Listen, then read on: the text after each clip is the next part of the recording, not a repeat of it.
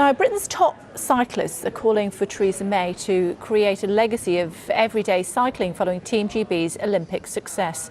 Nick Martin took to the saddle for a 10-mile journey across Manchester to see how cyclists currently fare in the city.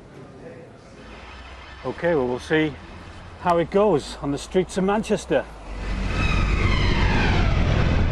This is what thousands of cyclists do every day, take to the roads of a busy city and hope to survive the journey. I mean, the criticism of Manchester over the years is that there's been a lack of provision for cyclists. Cycle lanes, places for cyclists to stop at traffic lights. No indication. Well, I had a close shave there.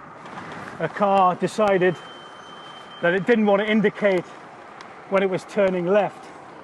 And that's a really dangerous thing for cyclists, because if you don't know the car's turning left, then you could get hit. £80 million has been spent in Manchester in the last 10 years to make journeys like this safer.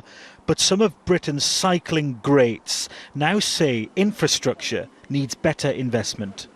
We're trying to say to the Prime Minister that the best way that our athletes can be honoured in terms of their success at the Rio Olympics is for there to be a real legacy of everyday cycling.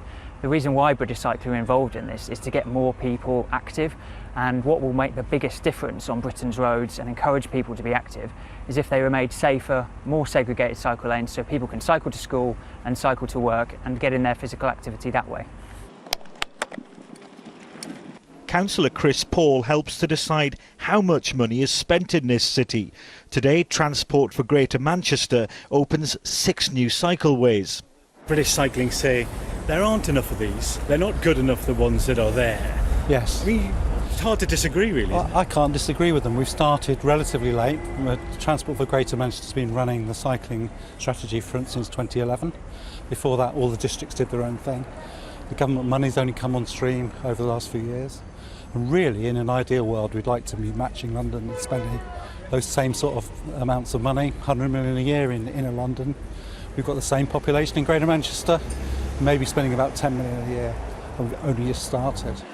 And there are horror stories in every cycle shop. The reason that I'm here actually today is to pick up my bike because I got knocked off it 2 weeks ago by a driver who didn't give me time to take a turn and pulled out on me too early.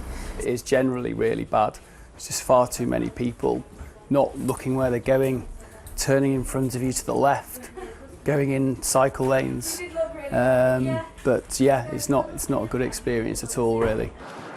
My 10-mile journey across Manchester has revealed there's still lots to be done before cyclists, young and old, can truly feel safe on our city's roads.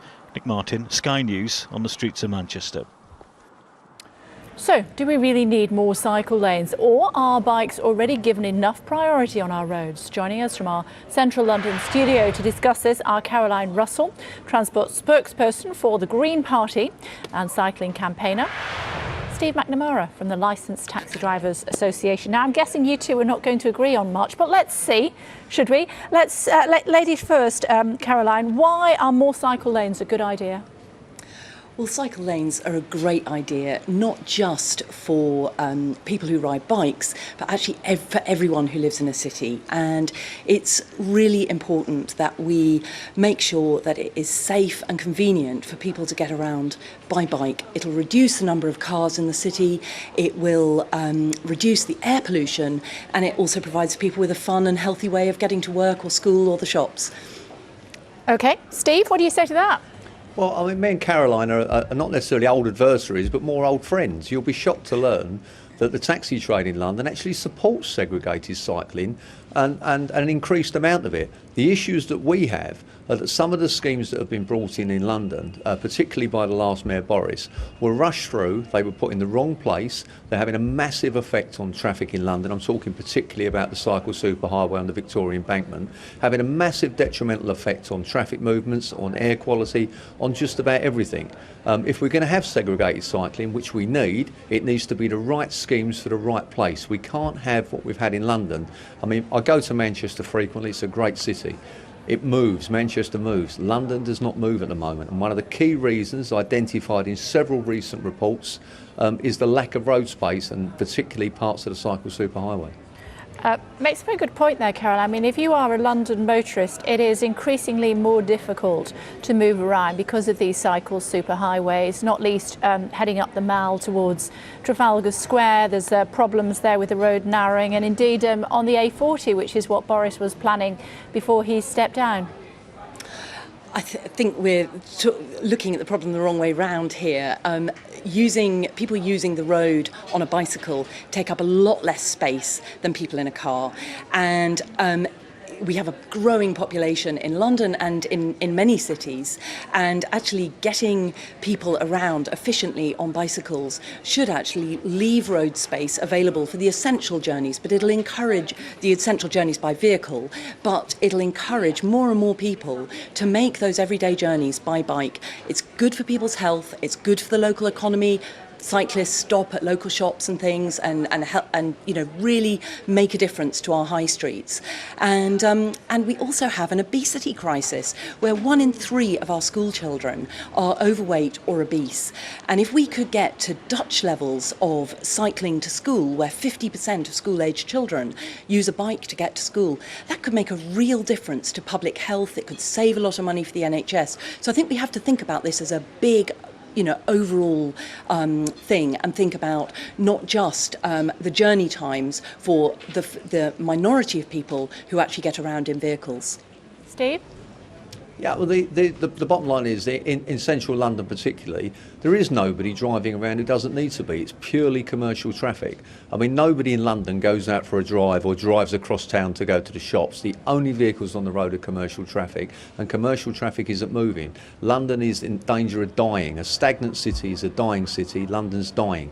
It needn't be like that. The cycle lanes could have been put in the right places. It could really have worked. And unfortunately, the last Mayor in Transport for London got it seriously wrong. Caroline, nobody wants a dying city. Nobody wants a dying city, but I've been cycling today. I cycled from home in Islington down to Farringdon for a meeting, and I went to City Hall. I have not seen a dying city. I've seen actually the roads are really relatively quiet. I think obviously when you're doing major building works and putting cycle superhighways in, then of course you're going to get some delays, some congestion. But you get those kind of delays with any kind of civil engineering projects, whether it's a rail project or whatever. But I understand that traffic levels are back to normal now that the Cycle Superhighway, for instance, over Blackfriars Bridge is open. So, I think we have to expect a bit of delay when the infrastructure is being put in, but the overall benefits to our city of reducing the air pollution, of making sure there's the other thing about getting people on their bikes is it makes more space on the buses and the tubes for those people who don't feel able to ride a bike. So, the benefits, it's not just people on their bikes who are benefiting, it is everyone in London and in every city across the country who benefits from investment in cycling. Okay, started with Caroline, so we'll end with you, Steve. Final thought? The reality is, a lot of what Caroline says is true. The Blackfriars cycle lane has worked well, but as I said, there are parts of it. Caroline hasn't come along the embankment today. I have 45 minutes from Canary Wharf to Westminster. Totally unacceptable. It's bringing London to a halt. Some of it needs to be changed, and it needs to be changed now. Okay, good to talk to both of you. Thanks very much indeed for joining us on Sky News this afternoon. Safe journey home. Mind how you go. Thank you.